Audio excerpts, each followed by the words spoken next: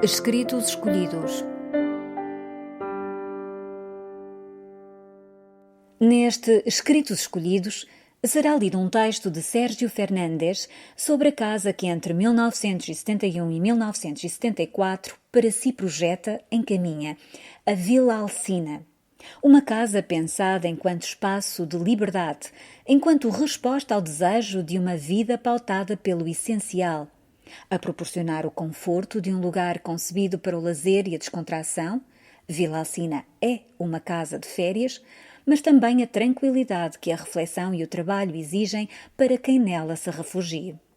E se, parafraseando Ortega y Gasset, um homem é um homem e a sua circunstância, também esta casa é uma casa e a sua circunstância. Contar a sua história significa cruzar o projeto e a sua arquitetura com a história de vida de quem a projeta, e não somente pelo facto de o arquiteto ser o cliente de si próprio, mas porque é determinada pelas suas vivências, por um orçamento contido e pela descoberta de um terreno que à partida lhe atribui a condição de casa duplicada. Ao mesmo tempo que Sérgio Fernandes projeta a sua casa, projeta casa idêntica em terreno partilhado para o Dr. Rocha Melo. Nestas circunstâncias que a distinguem, se afirma ainda o valor intrínseco da topografia do terreno e a beleza invulgar da paisagem que passou a habitar e a ser por ela habitada. Marcada pelo momento da sua construção, veio a tornar-se um lugar para além do próprio tempo, um espaço onde a vida pode decorrer devagar, de forma simples e gregária, num diálogo íntimo com a natureza que a envolve. Fiquemos com as palavras do arquiteto que a desenhou. Vila Alcina, Caminha, 1971-74.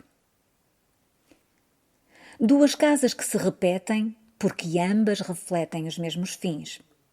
Espaço essencialmente de lazer, permitindo em simultâneo o necessário isolamento para ocasiões de reflexão e trabalho. Ouvir música na presença de uma paisagem que, mais do que o arquiteto, determinou a invenção do projeto. O mar, a ínsula e a foz do Minho quase à mão, se entre o terreno e eles não houvesse um desnível de mais de 100 metros. O Monte de Santa Tecla, do lado do rio, na Galiza, elevando-se, não poucas vezes e tal como as casas, acima das nuvens. Um eixo traçado em largo gesto de concordância com o terreno estabelece o desenvolvimento horizontal dos dois fogos que assim acentuam a sua capacidade de permanente contacto com a terra, as rochas e o sol. Nesse elemento de composição se apoiam, de um lado, a entrada, a zona da cozinha, o banho e as zonas de dormir, alcovas encerráveis por cortinas de lona e definidas tão só por estrados de madeira. A coerência do conceito foi conscientemente traída pela presença de uma porta que procura garantir a um dos espaços uma maior e desnecessária sensação de privacidade. As alcovas, sem móveis, compartimentos de uso ambíguo, abrem-se para uma galeria totalmente envidraçada sobre a panorâmica. Lugar de contraste convida à permanência e à invenção de diferentes funções. Do lado oposto desse mesmo eixo que se fratura, aberto, num coberto para abrigo de carros e separação das casas, organizam-se as salas, próximas do terreno mais baixo. O seu espaço contínuo unifica os diferentes níveis de cada fogo. As ligações com o exterior permitem a existência de recantos protegidos. Em cada casa, uma lareira é coroada por um extenso banco que conforma a zona de refeições e determina o espaço da cozinha, sem impedir que o mesmo se prolongue visualmente pela sala.